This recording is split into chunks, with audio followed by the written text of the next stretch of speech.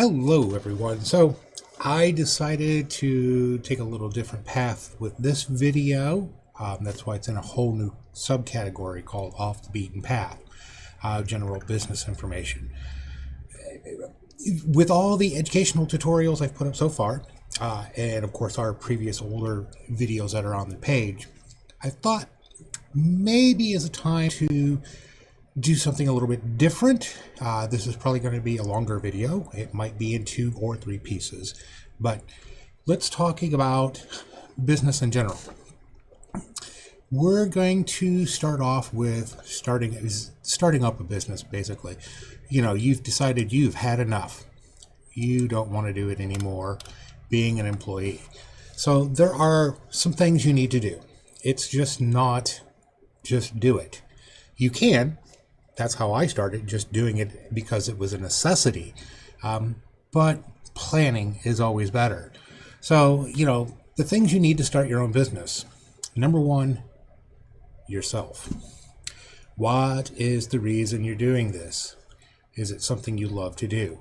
Lord, I hope so, because if you're going to start a business, this is probably going to be your life. The best way I'm going to tell you this is all of this is like your child.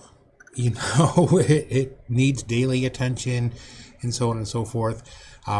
Some people refers to those who are in business as your mistress. If you have a jealous wife or a spouse, this will be your mistress. Yes. So you will end up spending a lot of time doing what you're doing. So you need to be sure that it's something you love to do. You want to get up every day to do this job. I've been doing this since 2006 professionally. I've been doing it for a long time before that, but since 2006, I get up every morning, sometimes between 4:30 and 6, and it's what I want to do. It's every day I want to do this, much to, the dislike of my wife occasionally, who wants a day off, and this is her weekend off. So I myself, this is what I love to do. I love fixing computers. I love working with computers. And for me, the consumer side of it is what I love to do. Fixing your computers, solving your technology problems. So for me, it's something I love to do. Don't do a business or start a business because you hate your job or you think you could do it better than them, because those are just bad ideas. I've seen too many people who have, and I've done it. This is my 3rd incarnation of a business. My first one was medical billing because I thought I could do better than the medical billing people I was working for. The other one was income tax preparation. I have accounting degree, so it just makes sense. But I've always loved computers, and so this is what I ended up doing on my 3rd incarnation of a new business. So again, make sure it's something you love to do, because you're going to be doing it forever. That's the hope anyways, and with all the right skills and a little bit of luck, you can do that. So motivation, drive, and ambition. Why do you want to do this, and why do you keep doing this? This is not as something that it's something you love to do. Motivation, drive, and ambition. What do you want to do, and why do you keep doing it? It goes to the reason as to something you love.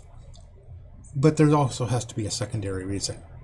My secondary reason for doing what I do is not only do I get to work with computers, because that's what I love to do, but I have an affiliation to make people happy. And fixing their computers makes them happy. And if it makes them happy, it makes me happy.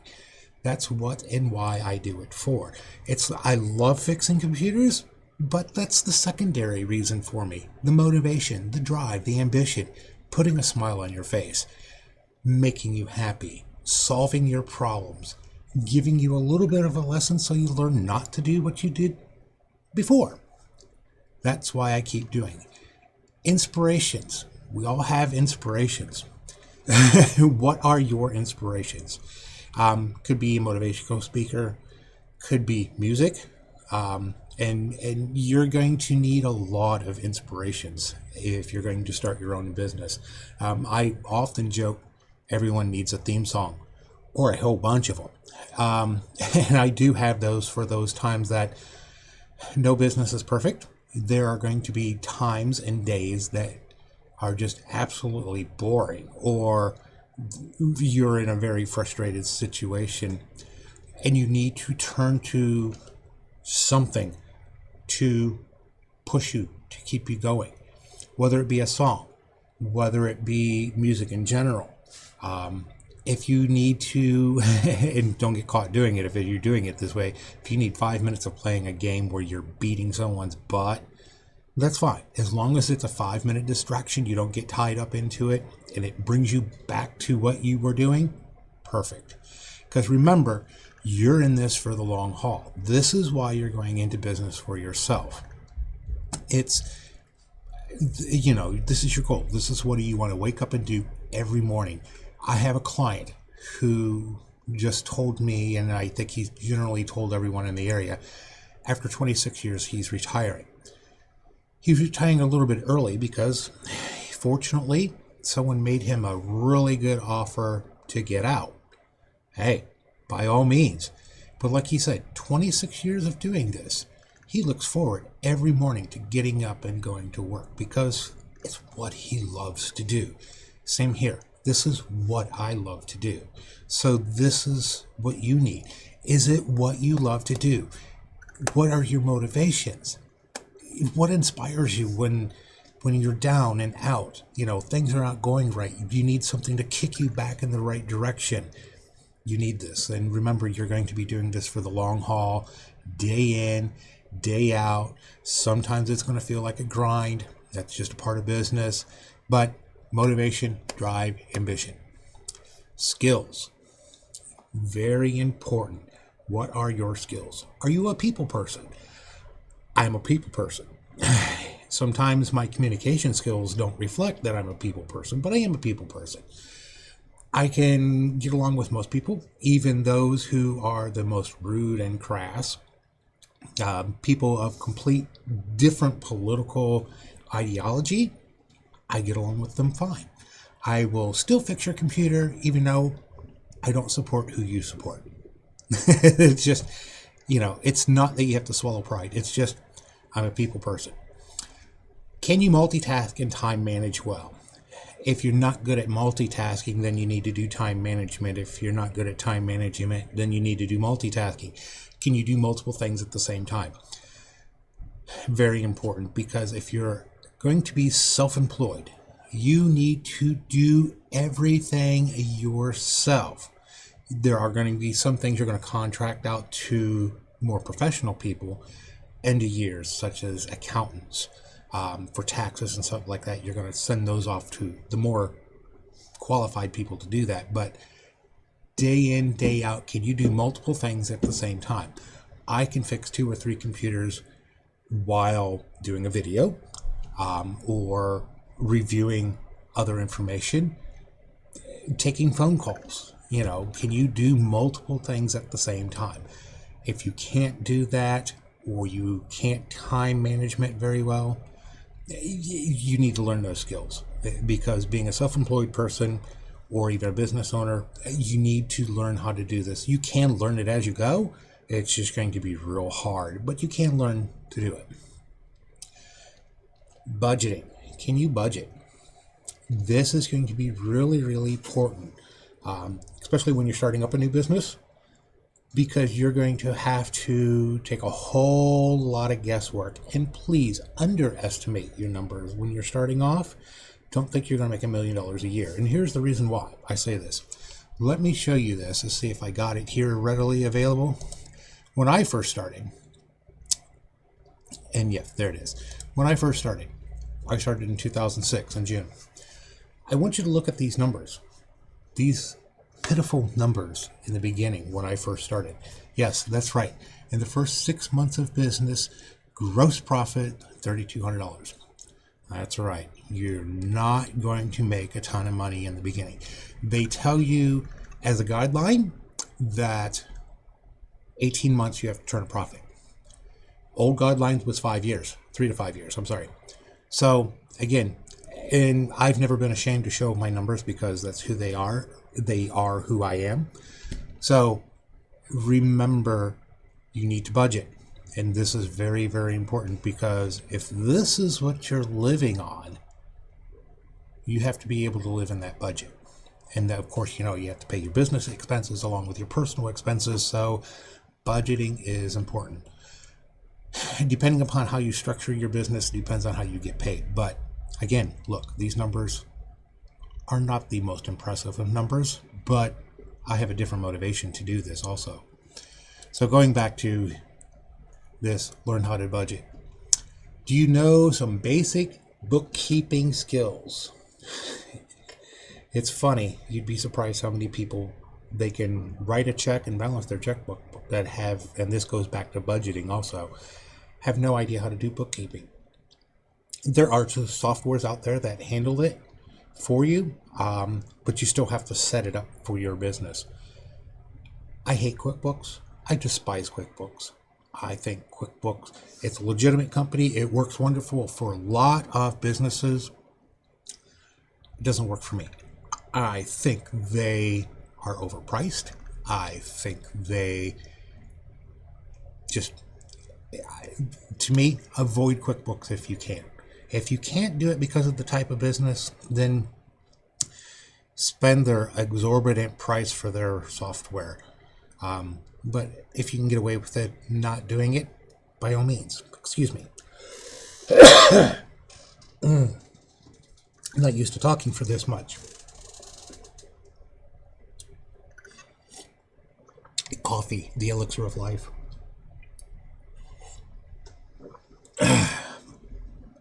So if you don't have any basic bookkeeping skills, take a course, take a class.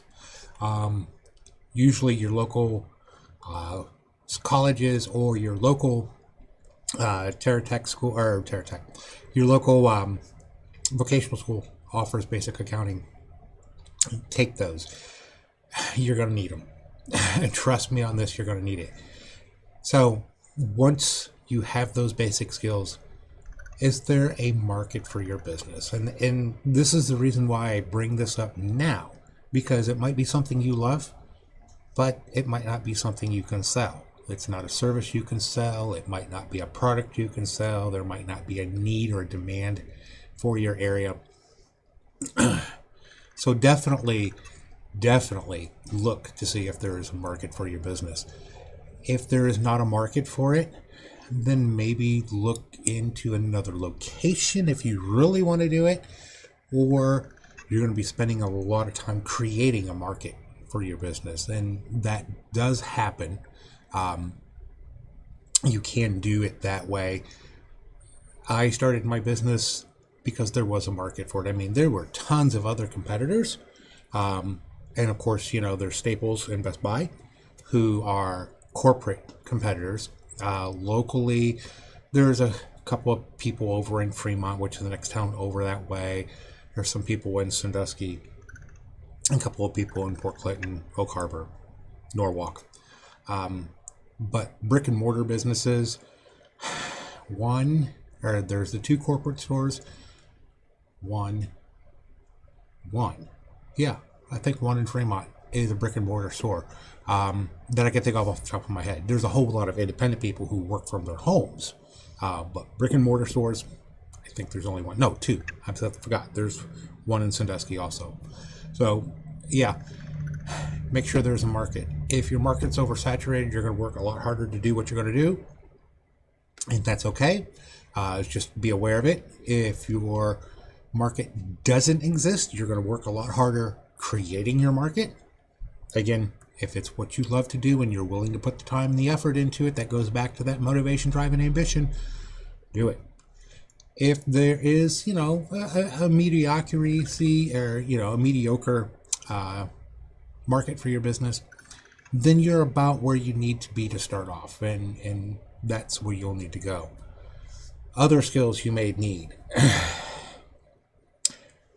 Are you good at marketing? We've talked about that. We did the bookkeeping, people person skills. Let's see, under etc. What else would there be? For the basics, I can't think of anything offhand. I'm sure there are tons of things that goes in this area for skills, but people skills, multi-management or multitasking, budgeting, bookkeeping, marketing. Those are your 5 real skills you need. And then whatever skills related to the job you're going to do. For me, computers. So for you, if you were an electrician, obviously you need tools and supplies related to that job. So that's what you need for yourself. So moving on, the plan. First thing you need to do if you're going to be really serious about doing this is assess your personal finances. Look at your credit scores, look at your savings and personal assets, and look to see if you do have funding options available depending upon what you're going to do. If you need a storefront, it's not cheap to open up a storefront. Even if you are renting a small space such as this, it's not cheap. Smaller towns have smaller rents, bigger towns have bigger rents. So remember that as you're looking at your market, your rent too. Also remember, commercial rental is not the same as residential rental. Your water heater goes out on a commercial property. Most times it's your responsibility. Not always. It really depends upon the landlord, but that's pretty much how it is. If you've got a parking lot as a part of your rental, usually parking lot maintenance is a part of your responsibility, not the landlord. So again, go through the terms of your lease if you're renting a storefront. Make sure you understand what is your responsibility, what is the landlord's responsibility, and if you're not sure what goes where and how and why, consult an attorney. Let them go through it. You're going to need an attorney. There's no way of getting around this. You will need one. Same with an accountant. You will need one. So those are expenses you're going to need to be aware of. So again, look at your finances. Can you afford to do this? Can you afford to do this for 3 to 5 years before making a whole lot of money, or enough to survive? So this is your personal finances. Something to take into consideration too is if you have a spouse that works full time, work that into your equations also, not as a part of your business, but as a part of your, if I need to borrow money from my wife or spouse, can I do that to float the business, and vice versa? In the beginning, a lot of money gets moved around from a lot of different places. As long as you keep it all on the books, nice and tight. And if your accountant has any questions when they're doing end of year review, you got to be able to answer it, justify it. If you borrow money from your spouse for your business, put it in writing. Yes. Make her sign it or him sign it. Terms and conditions. Yes. Something as simple as basic, let me borrow $5,000, I'll pay you back $5,100. Because just trust me on this, you'll do it. This is also kind of true. I see this with another client of ours. They owned property and then they built their business on that property. Well, the property was in their personal names. And of course the business is in their business name. So they had to, I think they either leased it to themselves or sold it to themselves. I can't remember exactly the details to it, but again, this goes into this, and when it gets into assets that you need to transfer, things like car titles and computers and so on and so forth, it's just a matter of filling out the paperwork, documenting you got it, and when it comes to real estate, it's a whole different issue. Consult a professional on that, please, just to cover your butt, because you don't want to say an audit comes down the line from the IRS 3 years later, and they're like, well, you didn't do this right. Trust me, consult a professional on that. Deciding on a legal structure. There are a variety of legal structures, not only in the state that you live in or reside in, but in the United States as a whole. There's a variety of legal structures. Some offer better protection, some offer more flexibility. You need to decide what you need for you. If it is just you and you have really no assets to worry about, personal assets, because when you're self-employed as a sole proprietor, not only do you represent your business and all of those business assets are subject to attack legally, but all of your personal assets are too. This is why legal structure is important. At the minimum, you should consider an LLC, even if it's just a single member LLC. That gives you some legal protections. If someone sues your business because you failed to do something, you didn't disclose something, or it's just a fraudulent charge, then they can only go after the business, unless there's like a grievous defect somewhere along the line. Then the judge might allow going after personal assets. But LLC, single membership in the beginning, almost important. If you have partners, it's funny. I know several law firms, and you would think this would be something that's relatively important, but there's no agreement between any of them. There's like 5 of them in an office, and there's no legal structure between the 5 of them. That just befuddles me. So if you have a multiple member LLC, and yes, it's the same form as the single member LLC. Again, it provides legal protection so that if you are sued or whatever, it only goes after your business. It can't go after your personals. Also, if you're doing an LLC multi-member, define the relationships between owners and managers and so on and so forth. Define everyone's role so you know who has what authority. So if it ever did become an issue later on in life, the business life, where you had to let a partner go and they try to sue, then you have it in writing who was responsible for what and so on and so forth. So legal structure is really, really important. There is also S Corp and C Corp. Most people, unless you're doing construction work, most people go for I think it's the C Corp. If you're going that way, especially if you have large assets, tractors, trailers, bulldozers. I think it's again, consult an accountant and an attorney for better clarification. But I think an S Corp is for those types of businesses where, again, all of your assets, and then you have stocks and shares, and this goes back to that bookkeeping thing.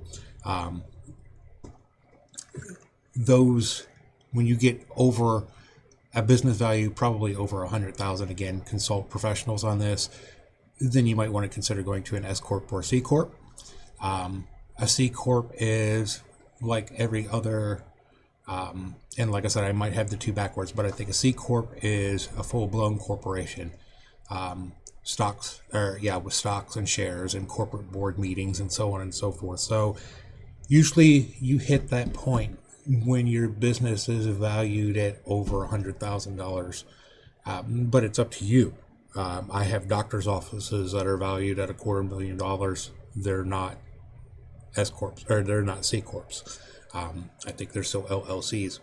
So again, consult professionals on this, but that's just my thoughts and opinions on what the purpose of legal structure is. It's really to protect your business from your assets, personal assets. So if you are sued, you're involved in a car accident, someone sues you even on fraudulent charges, they can only go after your person, or they can only go after the business records, or only the business stuff, not your personal stuff.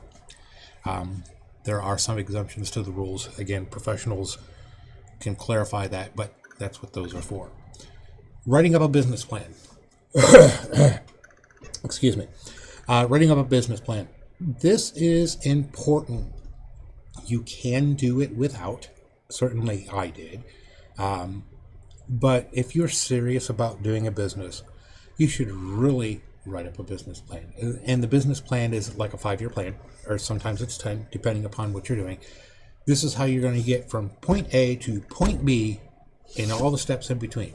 This is marketing, this is sales, this is bookkeeping, this is disaster recovery, emergency situations. And don't be surprised, I've seen business plans as small as like one sheet of paper. No, your business plan will never be one sheet of paper. When I did finally get around to writing a business plan, when I started the LLC part of this business, before I was a sole proprietor, when I did the business plan for the LLC, 12 pages. And it's not uncommon to see them that many pages. And you will review that every few years just to make sure you're on track, because even though you're chugging along and doing what you're doing and nothing has never really changed, you need to review it because market might have changed. Situation may have changed. You may need to, hello, my screen just kicked out. Oh, that's right. I forgot, sleep mode. So you might need to review those every 3 to 5 years just to make sure. But writing up a business plan is really, really important. It's your guiding principles, committed to paper. And once you have it written, really take the time to go see someone at the SBA, Small Business Administration, your local Chamber of Commerce, other business professionals. In Clyde here, we have Kaleidoscope. We also have BPA, although BPA is not really into that type of thing. It's a business-oriented group. But there are people inside that group are specialized in certain areas. So it wouldn't hurt to talk to those. Go through it with them. Check it. Listen to their advice. If they say, maybe you should do it this way, and this is the reason why I said, listen, don't do. Listen, if it sounds reasonable, if it sounds like they know what they're talking about, if they can show you some things that might be relevant, great. And then consider making the adjustment that way. If it doesn't sound relevant to you, or you seriously think the person is just blowing smoke up your butt, and I have that situation with my local SBA person over in Fremont, really a good guy, knowledgeable in his field of expertise. When it comes to my particular field, I don't want to say he's clueless, but he doesn't understand. So the first time I went over to see him and said, hey, I need to, shift from sole proprietor to an LLC, open up a storefront. Here's my budgets and here's my spreadsheets, and what do you think? And he goes over to his computer, typed it, he goes, well, this is what you should be making. And he pulled off some number, said that the average salesperson in my profession should be generating $100,000 a year. I'm sitting here going, if I'm making $100,000 a year, I'm not coming to see you. I'm actually paying someone to help me this. The SBA is free, by the way. They do have some things that you might need to pay for, but the SBA is free. So I'm looking at this number. It says $100,000 per salesperson. I'm looking at this. There's me. That at that time, my wife had joined the business. I had a friend helping us at that time. And I'm sitting here going, if I had $300,000 in sales in a year, I certainly wouldn't be over here consulting you. I would be actually spending that money for people who can actually give me better advice. So listen to what they have to say, but remember it has to apply to you adequately. If it doesn't apply, disregard it.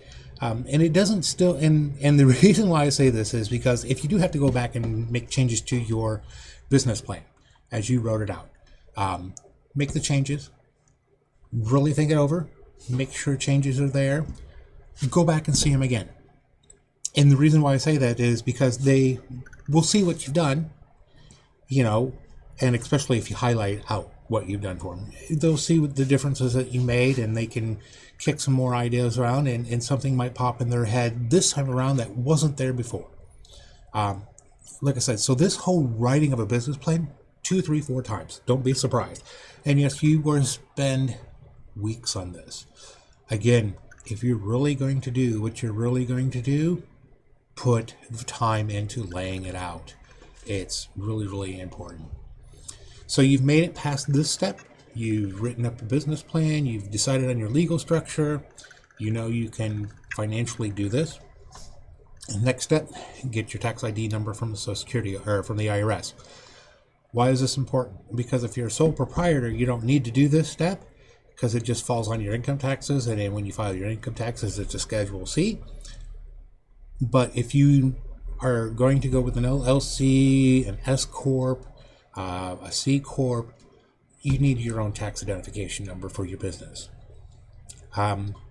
Once you have that tax ID number, then you go to your state and locals and you get your licenses, which is your vendor's license, your service license, your sales license. If you need certifications to do your field, for attorneys need to pass a bar exam, doctors need to pass their medical professions test, exterminators need to be state certified. If your field that you're going to do requires a state certification, this is when you get it, because not only will it be then attached to your Social Security number, which it may already be done, but then now that ID number is attached to your professional stuff. So again, consult attorneys on specific details, but that's just my thoughts.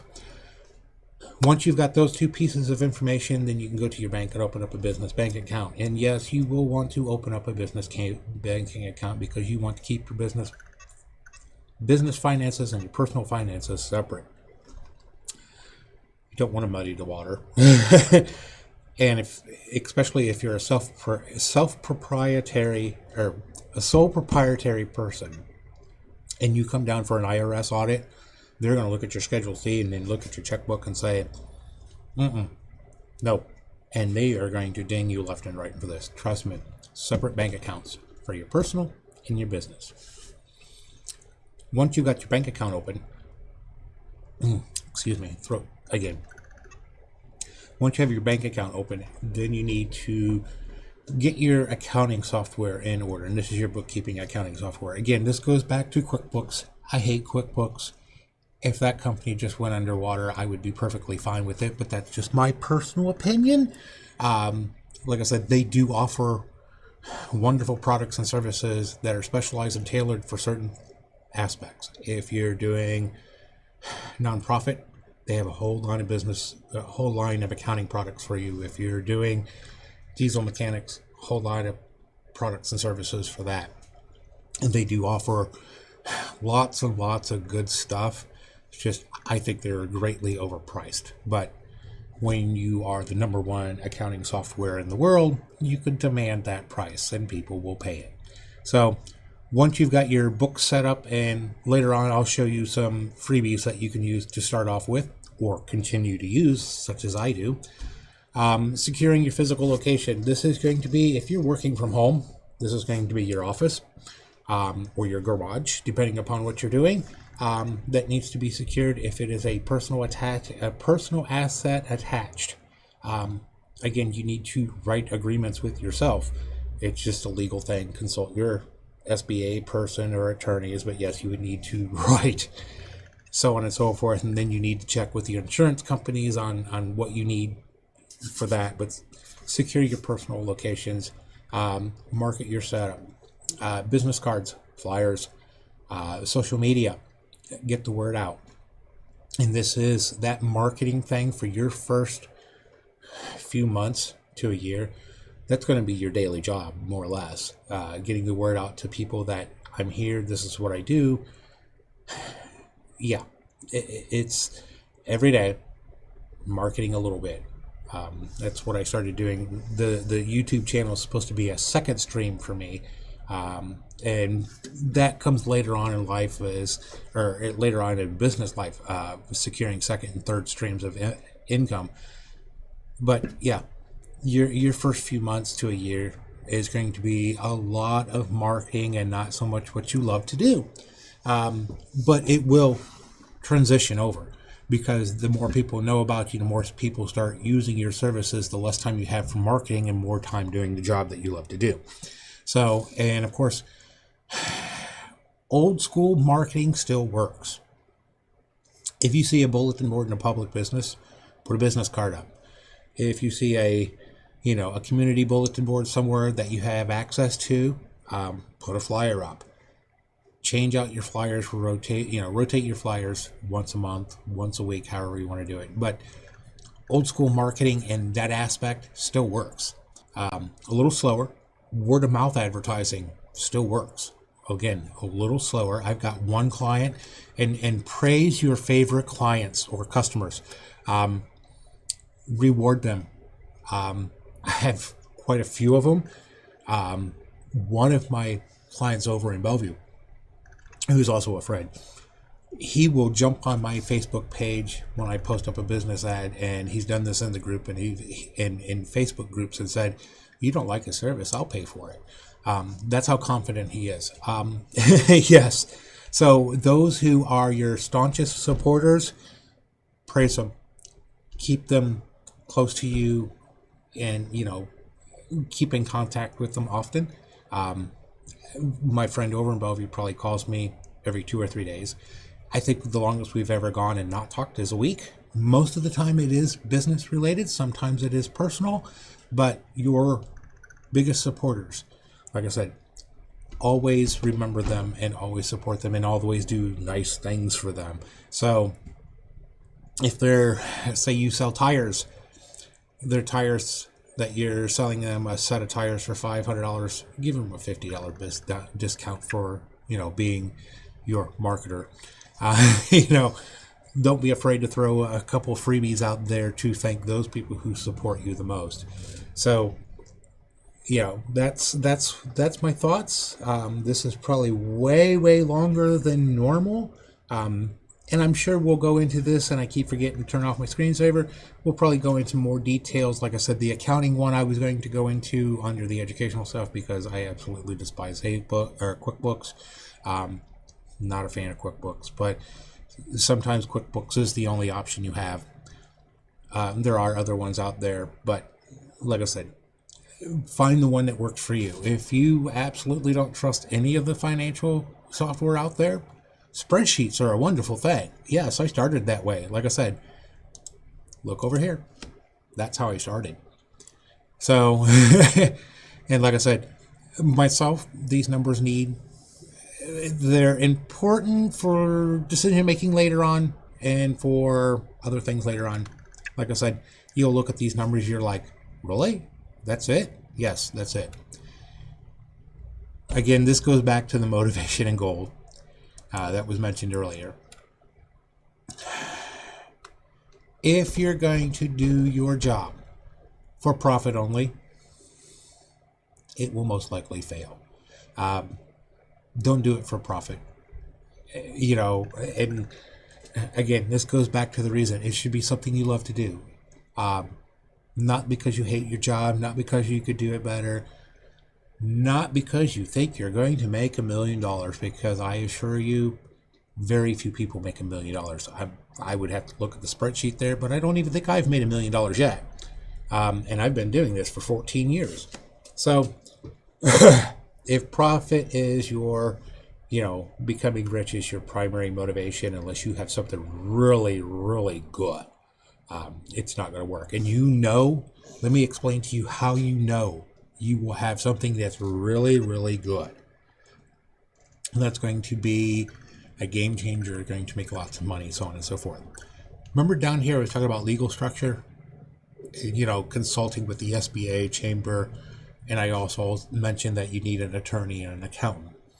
If you go to your attorney or a attorney and you present this to them and they look it over and so on and so forth, most attorneys will send you a bill or give you a bill, $200, $300, $400, $500, $600 for review. If they not only want that, but they want a piece of the pie, then you've got $1 billion or $1 million idea. If that never happens, then you just got an ordinary business. They just will take your money and help you as you need it.